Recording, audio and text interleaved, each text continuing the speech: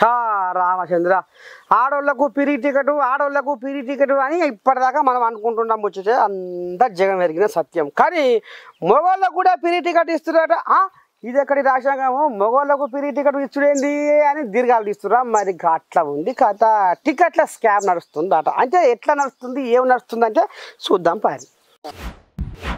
ఓ దేవుడా, కొంప అడకపోతుందిరా అంటే నిప్పు దగ్గర అన్నం కింద పెట్టినట్టే ఉందాడనుల్ల తెలంగాణలో కండక్టర్ల ముచ్చట.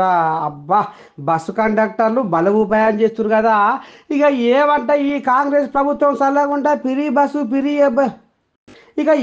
ఈ కాంగ్రెస్ ప్రభుత్వం చల్లకుండా పిరి బస్సు కానీ ఈ ఆడకడకు తీర్థయాత్రలకు పూజలకు పురస్కారాలకు ఉత్తపుణ్యానికి ఆఖరికి వస్తున్న కల్లా కొంతమంది ఇక మరి చార్మినార్ దగ్గరికి పోయి పల్లెల కాంచి చార్మినార్ దగ్గరికి పోయి ఛాయ్ వస్తున్నారట. అంటే అంత స్వేచ్ఛ ఉంది ఆడోళ్లకు.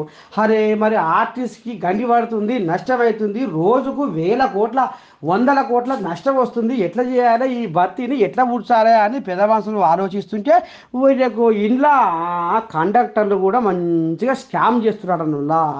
ఇక పట్నం హైదరాబాద్ చుట్టూ తిరుగుతున్న బస్సులల్లో మరి మొగోళ్ళలో కూడా ఫ్రీ టికెట్ ఇచ్చి పైసలు తీసుకుంటున్నారట.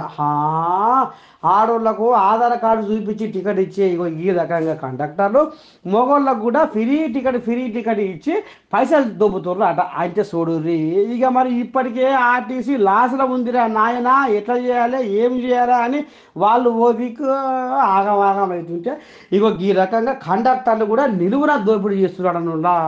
ఇలా చేతిలో గట్టలు పూట ఇక చూడు ఈ కథ నడుస్తుంది. ఇక మరి రేపు ఇంకేమవుతుందో మరి ఆఖరికి వస్తున్న కల్లా ఆర్టీసీ ఎట్లా ఇదవుతుందో కానీ మొత్తానికైతే ఆర్టీసీని నిలువున దోచుకుంటారు కండక్టర్లే. ఇది కథ చూస్తున్నారు. ఆయన ముందుగుందో కండక్టర్ల భాగవతం.